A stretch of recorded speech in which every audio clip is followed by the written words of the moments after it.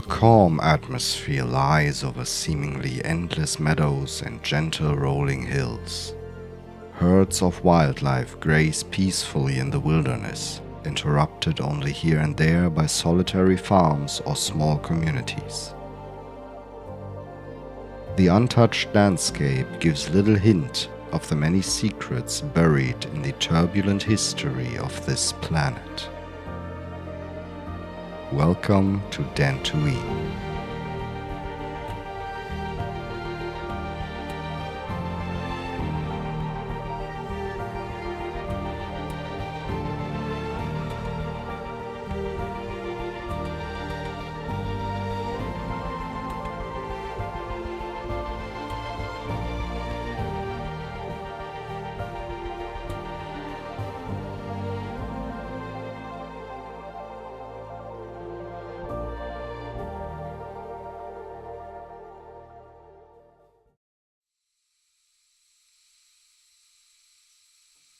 Three massive continents made up the landmass of Dantooine.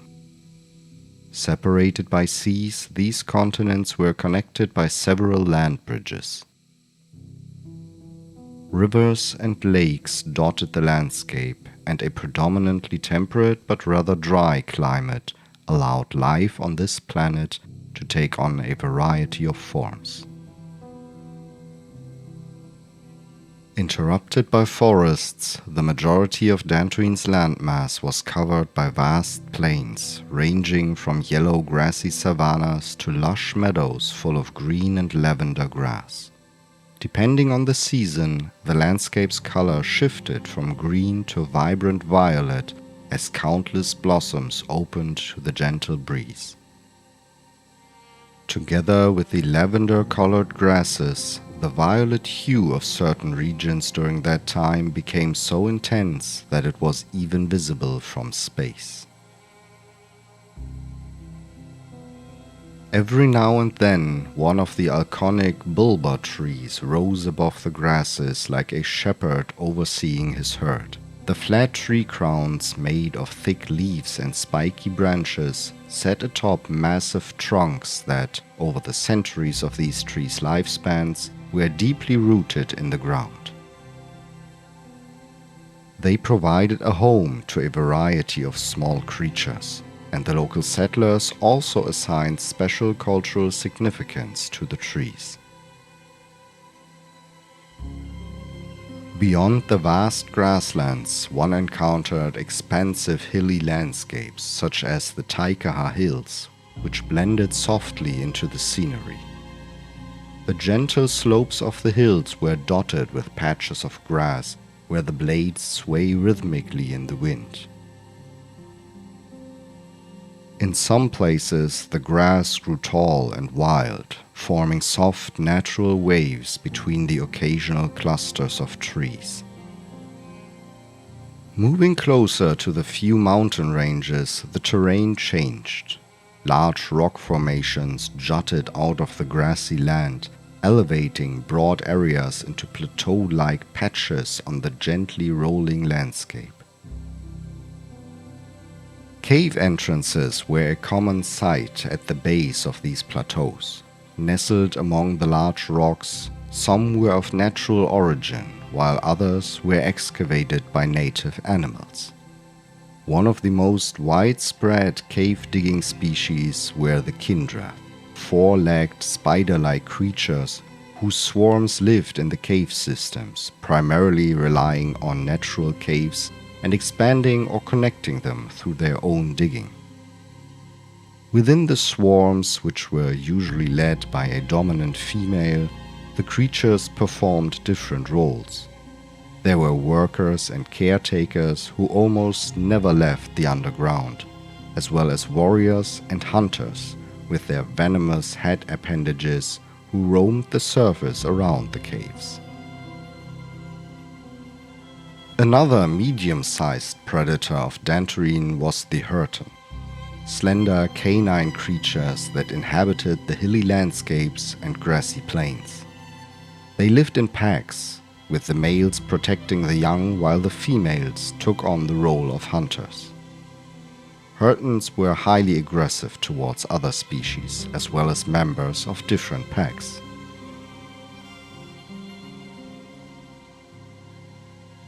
The undisputed apex predator of the planet was the growl.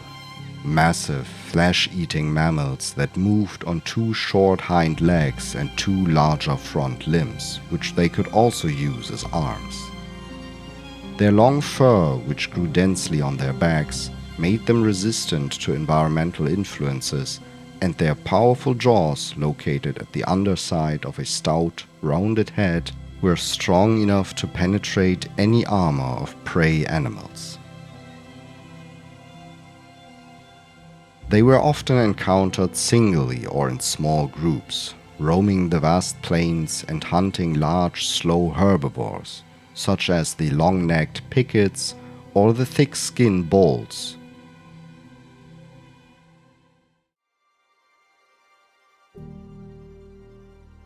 The Dantari were the only native sentient species on the planet. They resembled humans closely, but had more body hair and a generally more muscular physique. Not using agriculture or tools beyond simple sticks and stone knives, the Dantari lived a nomadic life, traveling the plains and hilly landscapes of Dantooine in search of food or to hunt smaller animals. Their camps were constructed only from materials they could easily gather and transport to the next location.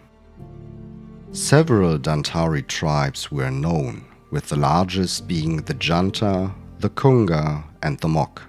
They all spoke a common language consisting of only a few hundred basic words with additional meaning conveyed through facial expressions.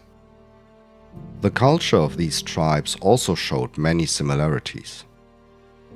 Spiritually focused on shamanism, leadership was typically provided by a council of a few elders who guided the tribe through the changing seasons with their life experience. Although the tribes were often at odds with each other, a high level of understanding regarding the medicinal use of the plant life on Dantooine, shared by all tribes, suggested a certain degree of knowledge exchange between them. While smaller tribes usually traveled together, the larger tribes were often divided into multiple groups that inhabited specific areas within a larger region. Although it was not uncommon for Dantari tribes to live in caves temporarily, the Janta and Kunga were among the few tribes that built a small number of permanent villages, which were frequently visited by nomadic groups. The Mok, an unusually aggressive clan with a warrior culture, were the only known tribe to construct a fortified stronghold outside of a cave, located in the hills of a region called Mosa Rishi. Why the Dantari resembled humans so closely was a matter of debate. While some considered it unlikely that they had evolved independently from other humans in the galaxy, many speculated that the Dantari were descendants of the first settlers who had arrived when Dantooine was discovered. Although Dantooine had been described as uninhabited by the Old Republic at the time of its discovery, records of rare contacts between the Dantari and the early Republic settlers did exist. This led to the speculation that the first humans might have arrived as slaves of the Rakatan Infinite Empire, which had been present on Dantooine millennia before the Republic and built a handful of structures on the planet.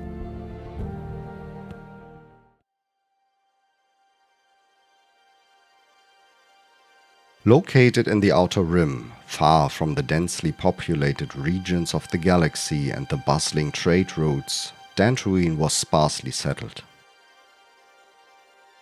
The first settlers arrived after the Jedi established the Jedi Enclave, a training facility for young and promising students of the Force. After discovering a nearby cave system containing a natural deposit of rare Agidian crystals used by the Jedi to build lightsabers, the location was deemed ideal for training future generations of Jedi.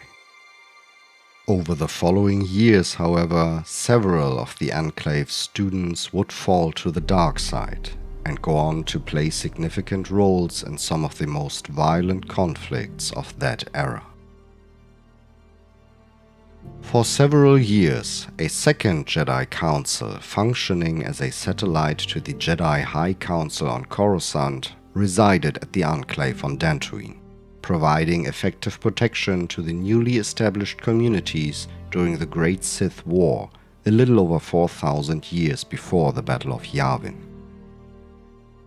During the Mandalorian Wars, only a few decades later, this protection was put to a test when a group of rogue Jedi who called themselves the Mandalorian Knights raided the Enclave in an attempt to kidnap young Jedi Padawans and train them in the name of the Mandalorians.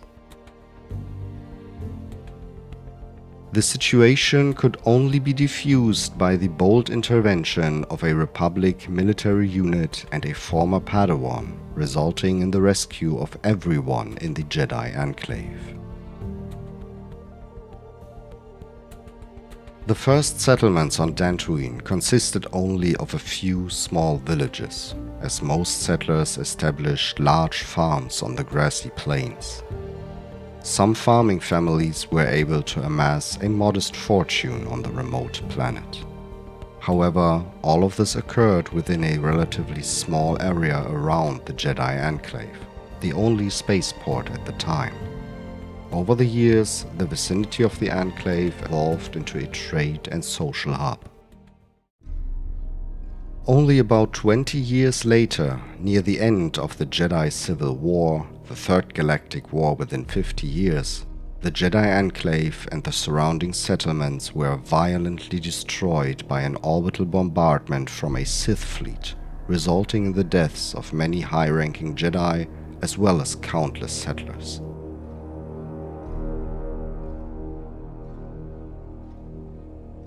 Once the bombardment was complete, the Sith invaded the planet with ground troops and occupied Dantooine for years.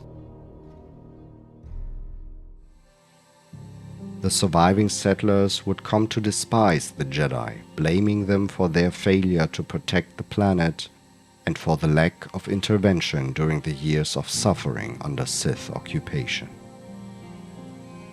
After the Sith left the planet, the settlers attempted to rebuild their communities. With the Jedi gone, they established their own planetary government and law enforcement. However, hard times followed as increasing numbers of shady figures arrived on Dantooine after the galaxy had been ravaged by multiple wars for over half a century. Pirate groups established bases on the planet and criminal organizations began to threaten the settlers' communities. Tensions escalated when the Exchange, one of the largest criminal organizations at the time, attempted to overthrow the young government and take control of Dantooine.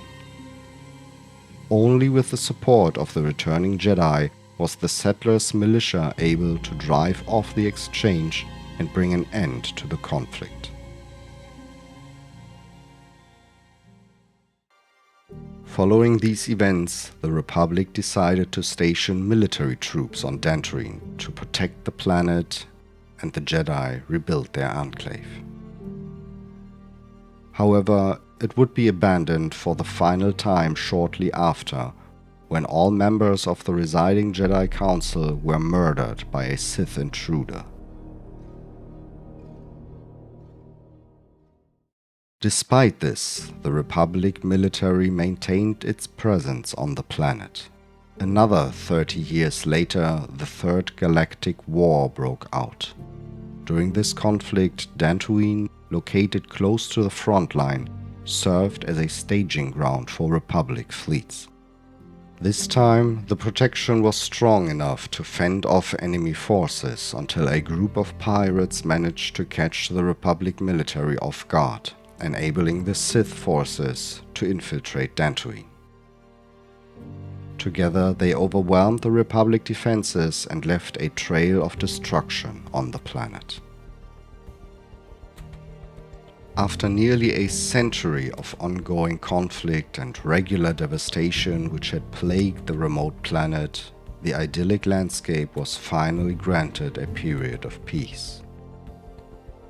With the fall of the Sith Empire, the borders of the warring factions shifted, and Dantooine once again lost its significance. The scattered farming communities were given the opportunity to rebuild and recover from the many losses they had endured.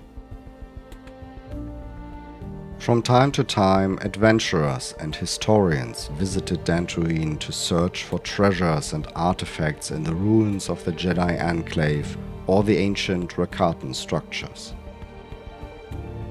Pirates also occasionally used the planet as a base of operations, though rarely to profit from the settlers whose communities were too scattered and either secured by militias or had nothing valuable worth stealing.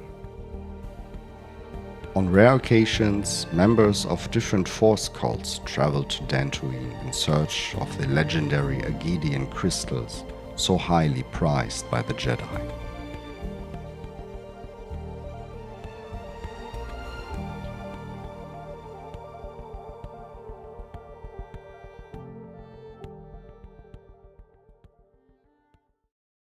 More than 2,000 years later, another conflict erupted with the Clone Wars between the Republic and the Separatists, spreading across vast parts of the galaxy. 4 months after the first battle of the war on the planet Geonosis, the Clone Wars also reached Dantooine. The Separatists occupied it to launch an attack on the Republic fleets besieging the nearby Separatist planet Munilinst. However, Republic forces led by a high-ranking member of the Jedi Council thwarted these plans. Once again, the vast plains and rolling hills became the scene of fierce battles, this time between Republic clone troopers and the Separatist droid armies, with experimental weapon systems being used that shook the ground and tore deep craters into the pristine grasslands. As long as Munilinst remained under Republic control, there were repeated violent clashes between the two warring parties on Dantooine. It was only toward the end of the Clone Wars that the Separatists managed to recapture Munilinst, which caused Dantooine to lose significance, and the armed forces were relocated elsewhere.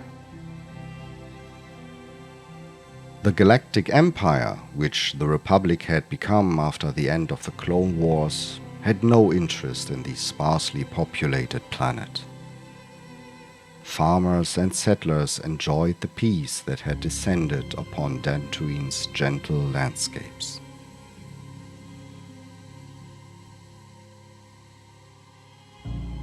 "20 years later, resentment against the Empire grew and a civil war broke out. After numerous dispersed resistance groups formally united to found the Alliance to Restore the Republic, also known as the Rebel Alliance, they chose Dantooine as the location for their main base. Far from the galactic core and the eyes of the Empire, they could operate in secret from this vantage point. Not far from the ruins of the old Jedi Enclave, the Alliance established a base that they maintained undetected for over a year. As signs increased that the Empire was on their trail, the rebels abandoned Dantooine and relocated their base to another planet. About a year later, just before the Battle of Yavin, an Imperial task force landed on Dantooine. However, they only found the deserted base. To ensure that the rebels would not return, the Empire took over the former rebel base and also established another permanent outpost, as well as a mining site on the planet. Soon the Empire recognized the advantages of the planet's remoteness and began to set up secret research projects in the fields of technology, cloning, and cybernetics, intended to remain hidden from the galaxy's public and the Rebel Alliance. After the downfall of the Empire, Dantooine became part of the New Republic. 11 years after the Battle of Yavin, a small group of refugees from the planet Eol Shar was relocated to the sparsely populated Dantooine, their new peaceful home, after it was discovered that Eol Shar's moon was set to crash into the planet in the coming years. However, one of the Imperial warlords, splinter groups of the former Imperial military still engaged in a desperate fight against the New Republic, learned of supply deliveries intended for the refugees on Dantooine. Believing the New Republic was planning to establish a base on the remote planet, the warlord led a surprise attack against the Eol Shar colony, completely destroying it and killing everyone on sight. Only a few months after the first clashes between the New Republic and the Yuuzhan Vong, invaders from another galaxy, Dantooine once again became a target for waves of refugees. Countless ships from several planets that had been overrun by the attackers sought refuge and assistance on Dantooine. However, it wasn't long before the Yuuzhan Vong infiltrated the refugee camp and soon launched a brutal assault. The forces of the New Republic, overwhelmed by the numerous clashes along the extended front line with the Vong and their exotic technology, arrived just in time to save about half of the refugees. Dantooine had to be abandoned, falling to the enemy. During the subsequent occupation, the native Dantari tribes were nearly exterminated, and vast areas of the planet were devastated.